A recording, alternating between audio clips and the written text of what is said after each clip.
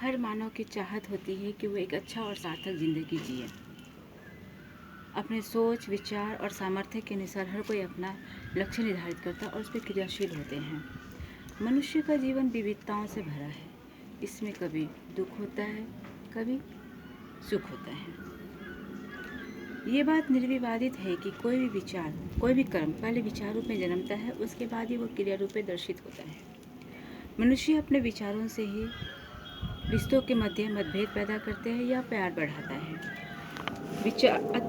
सकारात्मक विचार मनुष्य को उत्थान की ओर ले जाते हैं और नकारात्मक विचार मनुष्य को पतन की ओर ले जाते हैं। हम अपने सोच और विचार से ही अपना जीवन सुखमय और दुखमय बनाते हैं। एक अच्छा और सकारात्मक सोच हर इंसान के पास होता है, पर जब उसमें एक नकारात्मक विचार हावी हो जाता है तो सकारात्मक सोच का दमन हो जाता है।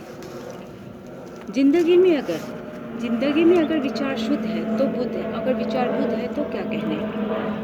अच्छे विचारों की रोशनी जहाँ जहाँ पहुँचती है वहाँ नई ऊर्जा से जीवन खिल उठता है, घर आंगन महक उठता है।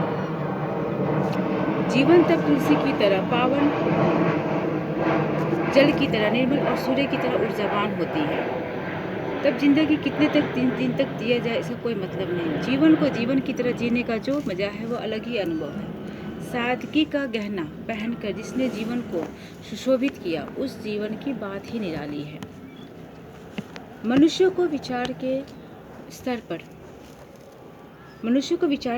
पर मानवता के प्रति हमेशा सजग होना चाहिए, जिससे उसका आंतरिक और बाहरी सुंदरता समाज के लिए सदैव प्रेरणास्पद बना रहे।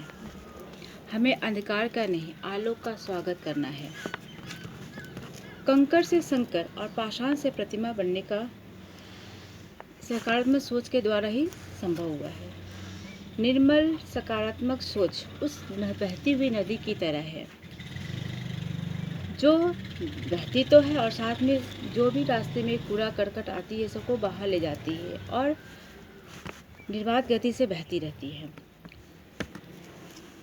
शरीर में सुंदरता नहीं होती, सुंदर होते हैं मनुष्य के विचार, उसका व्यवहार, उसका गुण, उसकी वाणी, उसके चरित्र।